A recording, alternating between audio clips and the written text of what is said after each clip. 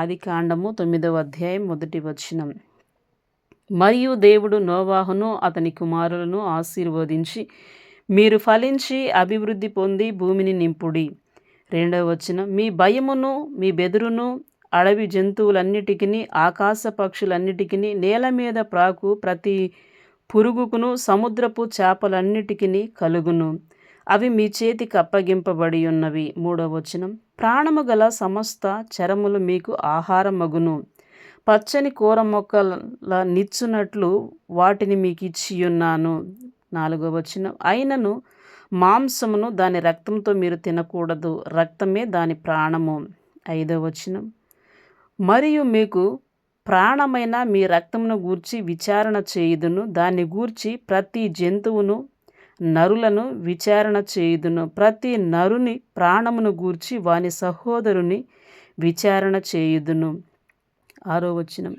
నరుని రక్తమును చిందించు వాని రక్తము నరుని వలననే చిందింపబడును, ఏలయనగా దేవుడు తన స్వరూపమందు నరుని చేసెను.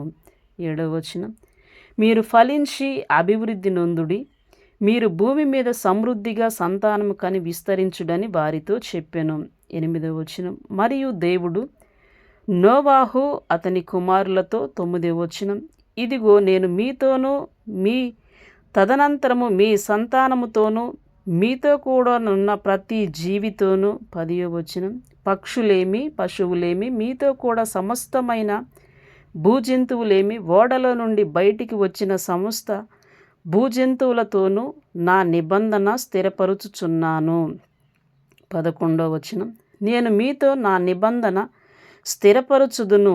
సమస్త శరీరులు ప్రవాహ జలముల వలన ఇకను లయపరచబడరు. భూమిని నాశనము చేయుటకు ఇకను జల ప్రవాహము కలుగుదని పలికెను.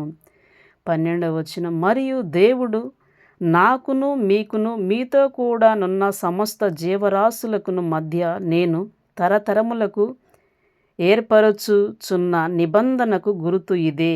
13వ వచనం. మేఘములో నా ధనస్సును ఉంచితిని, అది నాకును భూమికిని మధ్య నిబంధనకు గుర్తుగా నుండును. 14వ వచనం. భూమిపైకి నేను మేఘమును రప్పించినప్పుడు ఆ ధనస్సు మేఘములో కనబడును.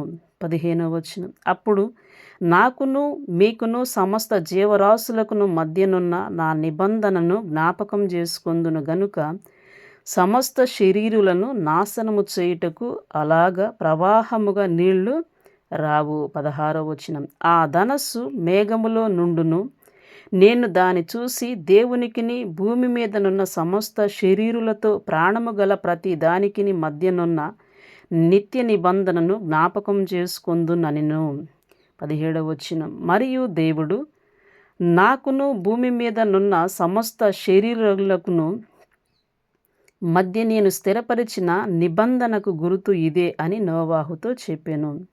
18వ వచనం. ఓడలో నుండి వచ్చిన నోవాహు కుమారులు షేము, హాము, యాపేతను వారు. హాము కానానుకు తండ్రి. 19వ వచనం. ఈ ముగ్గురు నోవాహు కుమారులు, వీరి సంతానము భూమి అందంతటా వ్యాపించెను. 20వ వచనం. నోవాహు వ్యవసాయం చేయనారంభించి ద్రాక్ష తోట వేసెను. 21వ వచనం. పిమ్మట ద్రాక్షరసము త్రాగి మత్తుడై తన గుడారంలో వస్త్రహీనుడుగా నుండెను. 22వ వచనం. అప్పుడు కానానుకు తండ్రి అయిన హాము తన తండ్రి వస్త్రహీనుడై యుండుట చూచి బయటనున్న తన ఇద్దరు సహోదరులకు ఆ సంగతి తెలిపెను. 23వ వచనం.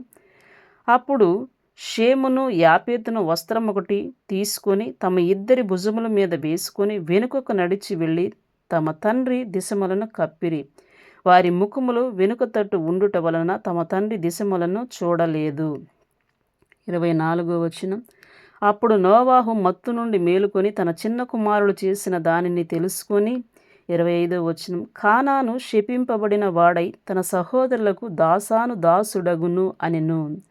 26వ వచనం. మరియు అతడు షేము దేవుడైన యెహోవా స్తుతింపబడునుగాక, కానాను అతనికి దాసుడగును. 27వ వచనం.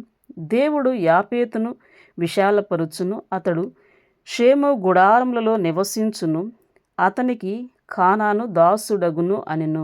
28వ వచనం. ఆ జలప్రవాహములు గతించిన తరువాత నోవాహు 350 ఏండ్లు బ్రతికెను. 29వ వచనం. నోవాహు బ్రతికిన దినములన్నీయు 950 ఏండ్లు. అప్పుడతడు మృతి పొందెను.